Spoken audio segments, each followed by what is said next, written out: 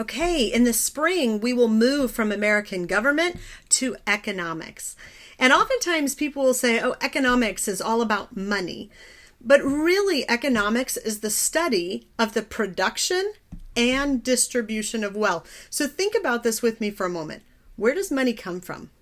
Why do we have money, and what does money represent? In other words, how do you get money? So we're going to use several resources to study, but they're very simple and easy to understand. The first is this book called Whatever Happened to Penny Candy. And there is a guide that goes along with that book that is called The Blue Stocking Guide to Economics. So these two books are designed to be used together. Then, after we finish that book, we'll move to The Money Mystery. Now, interestingly enough, when we get to The Money Mystery, you're not required to use the Blue Stocking Guide, but I do want you to know that it exists. So if you would prefer to continue using the same kind of resource that we have throughout the whole semester, you're welcome to do that. So let's break it down.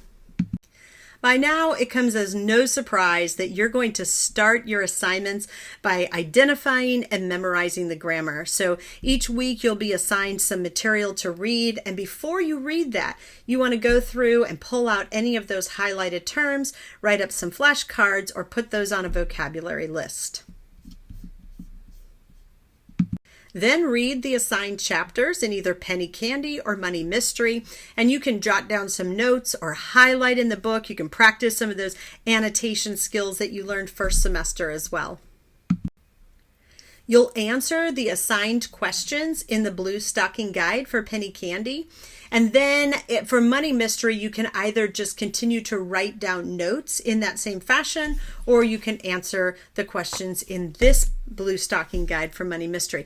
Here's what I want to say about that. We won't answer every question, so always make sure to check your guide or the schedule that we have for that week, because we're only going to focus in on some of those questions.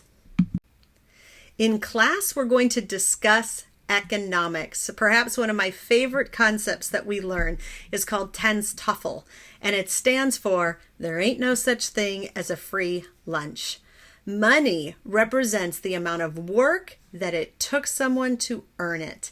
And like we talked about earning grades and earning credit for classes, we earn money by the work and the skills that we have.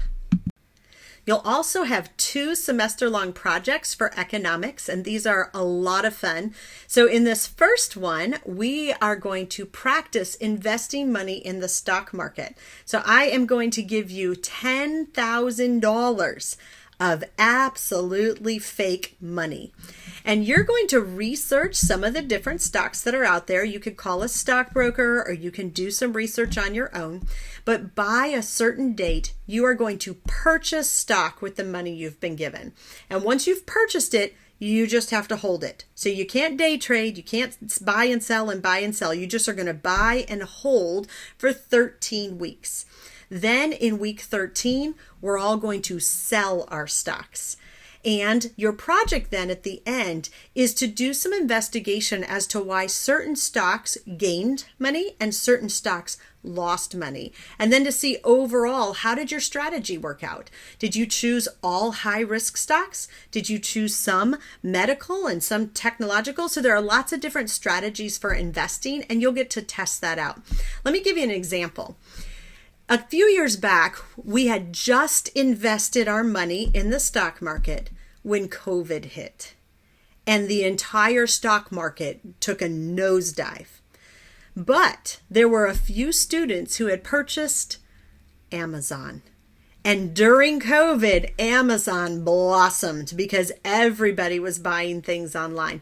So there are some strategies to buying stock, and that's a really fun way to look at those. And finally, we're going to do a cost of living project. And in this project, you'll answer the question, who do you want to be when you're 23? So think about some of the jobs that sound appealing to you, some of the places you might want to go. Are you going to be married? Do you hope to have children? Do you want to live in the city or the country? Lots of different things to think about. And you're going to investigate, how much will I earn? How much will I spend on things like apartments or houses and automobiles and bills, things like heating and light?